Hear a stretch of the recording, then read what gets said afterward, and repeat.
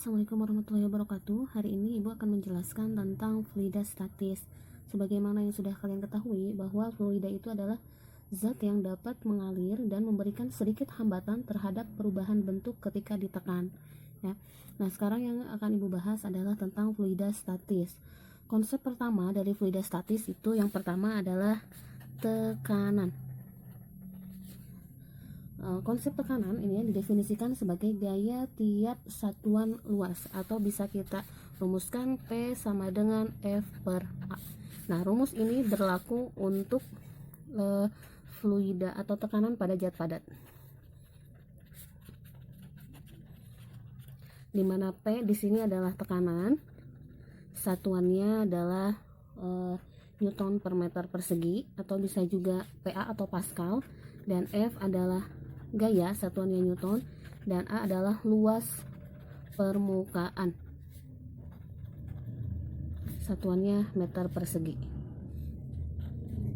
Contoh soal, tentukan besar tekanan pada balok yang memiliki panjang 3 cm, lebar 4 cm, dan tinggi 2 cm jika gaya yang diberikan 60 Newton. Nah, pertama kita harus tahu, kalau misalkan gambarkan dulu baloknya ya. Kita gambarkan baloknya. Panjangnya 3, lebarnya 4, kemudian tingginya 2 cm. Nah, karena yang akan kita cari ini adalah tekanan ya, tekanan pada balok, berarti kalau yang namanya tekanan itu berada dalam atau dasar permukaannya ya. Berarti kita harus cari dulu luas permukaan balok. Nah, luas yang menempel pada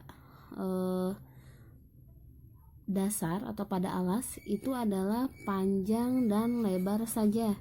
Berarti kita cari luas untuk permukaan balok panjang dan lebar.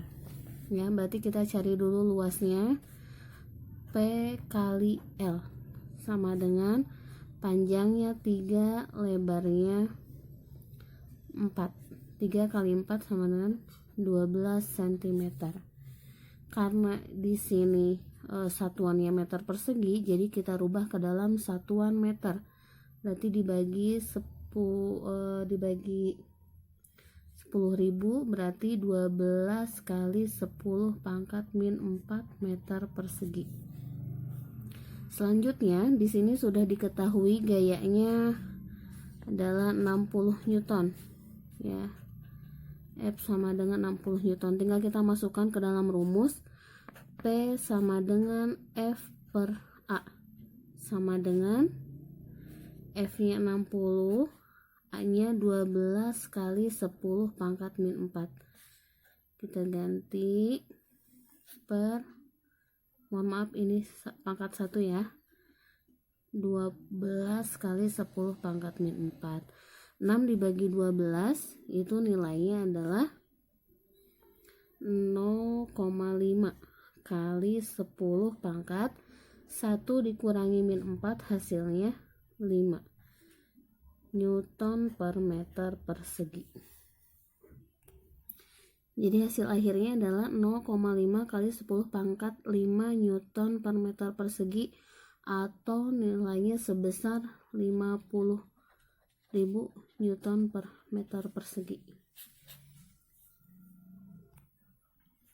Nah, untuk luas permukaan itu rumusnya tergantung bidang ya, atau tergantung bentuk bendanya. Kalau misalkan lingkaran, berarti rumus luasnya pakai rumus luas lingkaran. Ataupun kalau tabung, oval, dan lain sebagainya, gunakan rumus yang sesuai dengan bidang tersebut. Nah, sekarang Ibu lanjutkan, kita masuk ke yang kedua adalah tekanan hidrostatik.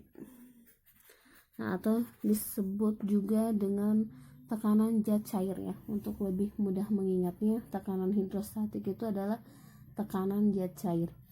Nah, pada tekanan hidrostatik ini ya berlaku juga rumus P sama dengan F per A, di mana F-nya itu adalah tekanan hidrostatis akan terjadi jika benda berada di dalam air ya. Makanya F-nya kita bisa ganti dengan M kali G per A, di mana M-nya adalah massa dan G-nya adalah gravitasi. Karena M itu sama dengan rho kali V yang sudah kalian jelaskan, di mana rho itu adalah rumus ini berasal dari massa jenis sama dengan M per V. Karena M itu sama dengan rho kali V ya, dan V itu sama dengan A kali H atau luas permukaan ya, panjang kali lebar kali H itu tinggi ya. H itu tinggi, maka bisa kita dapatkan rumus P sama dengan rho kali V kali G per A sama dengan rho kali A kali H kali G per A ya, sama dengan, karena ini A nya ada 2 bisa kita coret jadi rho kali H kali G. Nah, ini adalah rumus tekanan hidrostatis, di mana P nya adalah tekanan hidrostatis, satuannya adalah Newton per meter persegi, dan rho adalah massa jenis, satuannya kilogram per meter kubik, dan H adalah kedalaman, satuannya meter atau ketinggian zat cair ya, dan G adalah percepatan gravitasi, satuannya adalah meter per sekon kuadrat. Nah, rumus ini berlaku jika tekanan luar tidak diperhitungkan. Nah, kalau tekanan luar diperhitungkan, maka rumusnya tinggal kita tambahkan dengan P0 atau PO ya, dimana P sama dengan P0 ditambah rho kali G kali H, dimana P0 ini adalah tekanan luar.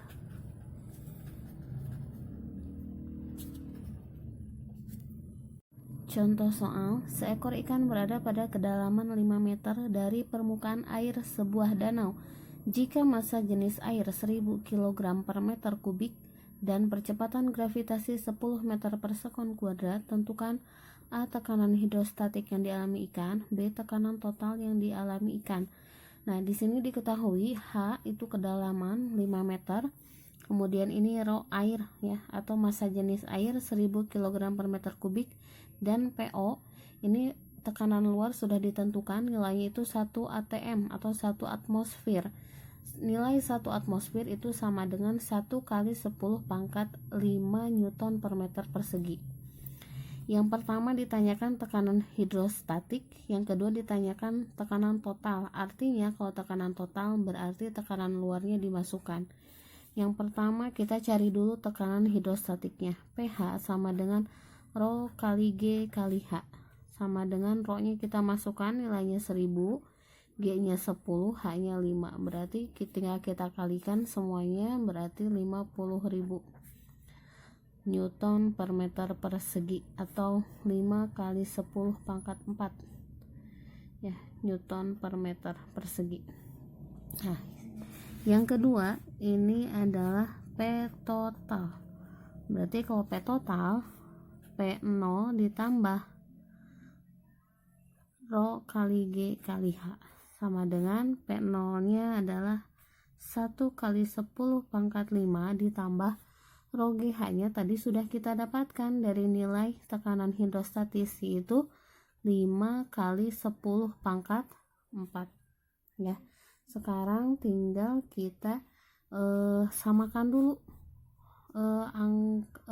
pangkatnya, karena kalau pangkatan beda dijumlahkan itu tidak bisa ya, berarti kita samakan dulu. Jadi 1 kali 10 pangkat 5 ditambah kita buat ini jadi desimal supaya nilainya jadi pangkat 5, sama dengan 1 tambah 0,5 1,5 kali 10 pangkat 5. Newton per meter persegi.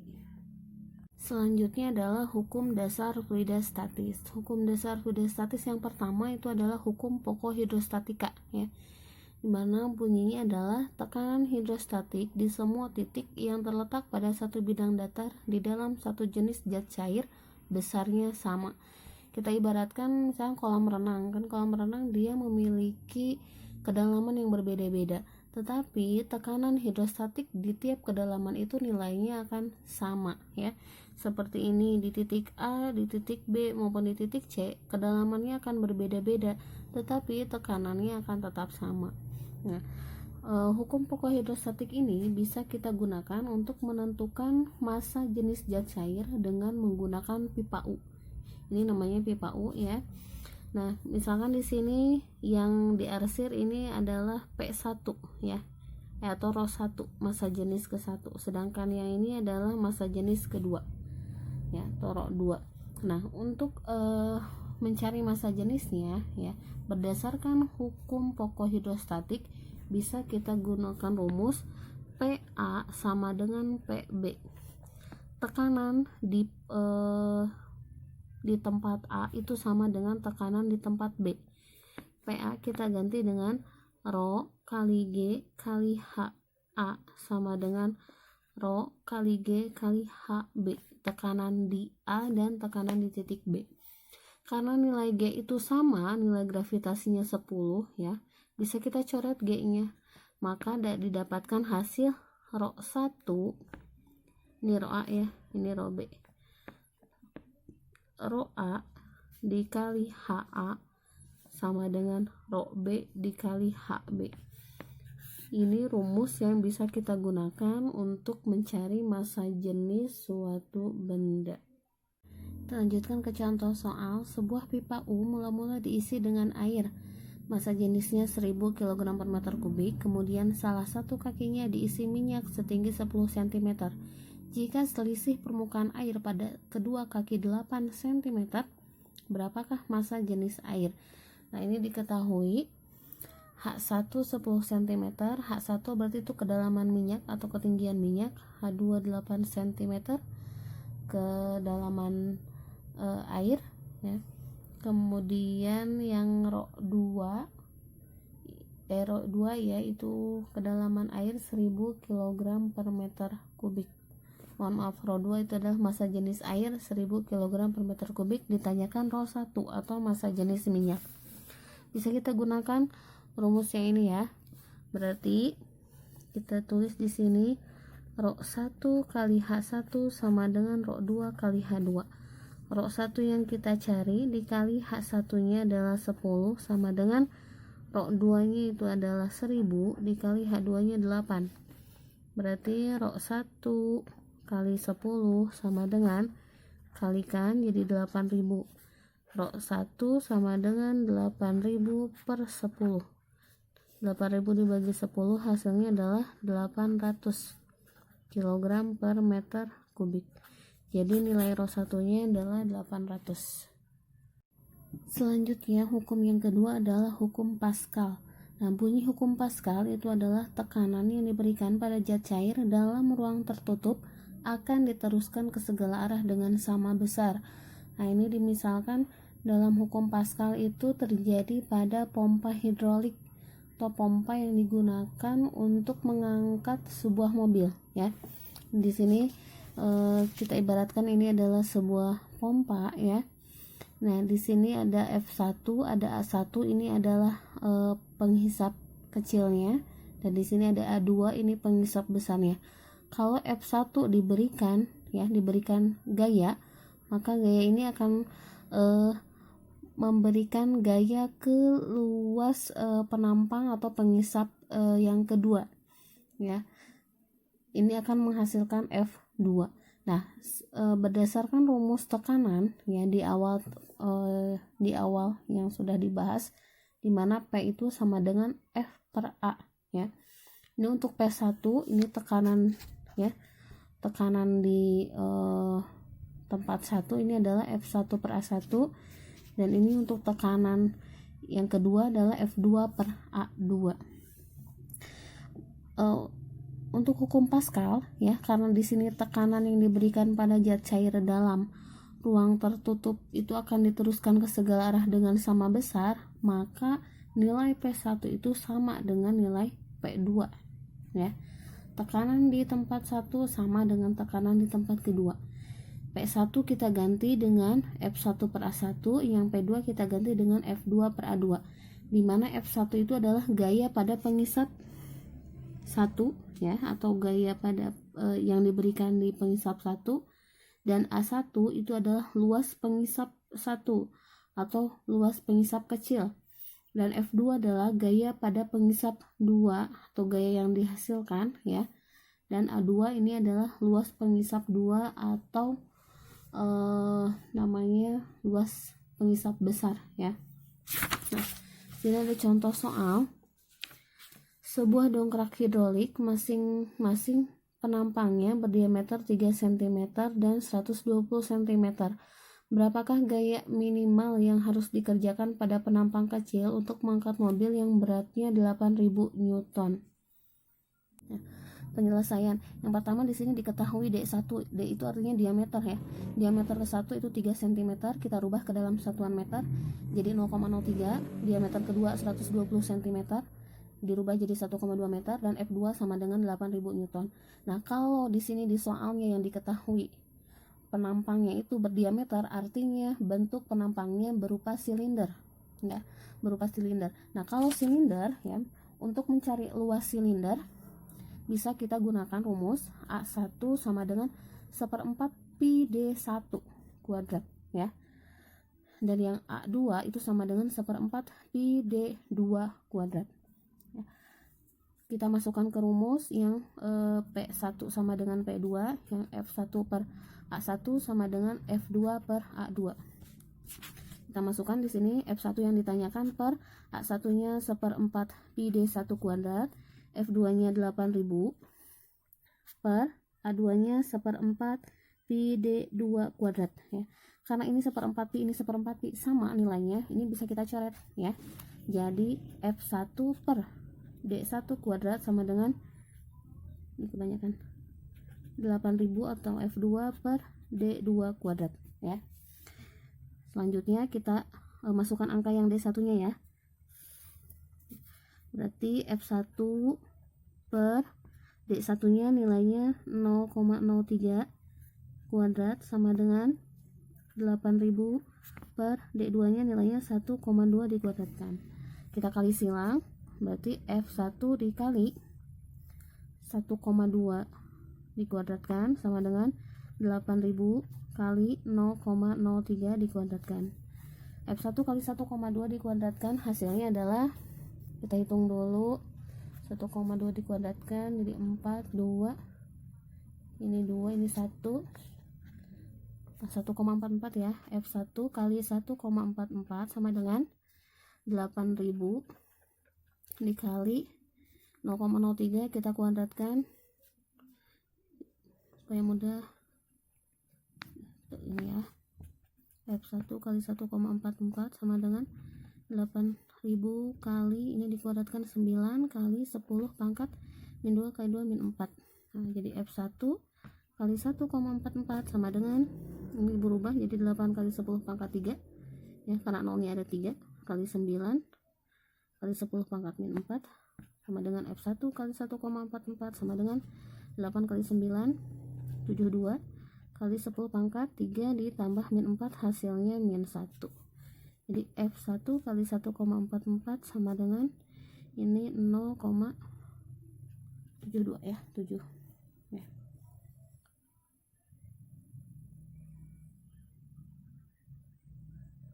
Maaf, 7,2 ya. 72 per 10 ya. 7,2 jadi F1 sama dengan 7,2 dibagi 1,44, kita bulatkan, hasilnya adalah 5 Newton. Terakhir dari fluida statis itu adalah yang ketiga, hukum Archimedes. Hukum Archimedes ini bunyinya, sebuah benda yang tercelup sebagian atau seluruhnya di dalam fluida mengalami gaya ke atas yang besarnya sama dengan berat fluida yang dipindahkan. Nah, Ini yang pertama gaya ke atas ya. Gaya ke atas itu rumus awalnya itu adalah berat benda di udara ya dikurangi berat benda di air. W itu artinya berat benda ya. Jadi kalau kita mau mengetahui berapa gaya apung misalkan batu yang kita celupkan ke dalam air, itu pakai rumus berat benda di udara dikurangi berat benda di air.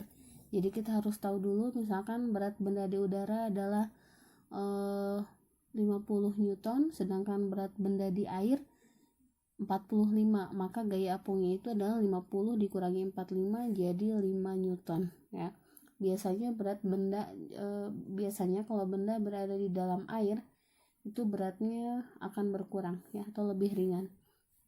Nah, selanjutnya ini turunan rumusnya tidak Ibu jelaskan ya. Ini untuk gaya apung pada hukum Archimedes ini menggunakan konsep tekanan hidrostatis di mana tadi berlaku pada tekanan hidrostatis P sama dengan rho kali G kali H. Nah, di sini kita bermain rumus ya. Jadi kita ulak-alik lagi rumusnya sehingga nanti kita dapatkan G, H dan A itu bersatu ya. Jadi hasilnya itu adalah rho kali G kali V ya, dimana V-nya ini adalah volume benda. Nah, untuk menggunakan rumus ini bisa kita gunakan jika di dalam soal terdapat massa jenis, gravitasi, dan volume benda yang tercelup ya, atau volume benda yang masuk ke dalam air. Itu bisa kita gunakan rumus yang ini. Untuk selanjutnya akan kita bahas di minggu depan. Untuk konsep fluidostatis kita akhiri sampai di sini ya. Nanti kalau ada pertanyaan silahkan kalian bisa chat Ibu. Kemudian kalau ada yang kurang dimengerti silahkan videonya di rewind lagi, di rewatch lagi ya, supaya kalian bisa lebih mengerti lagi. Untuk soal silahkan nanti kalian kerjakan, nanti Ibu soalnya upload di classroom ya. Selamat mengerjakan. Assalamualaikum warahmatullahi wabarakatuh.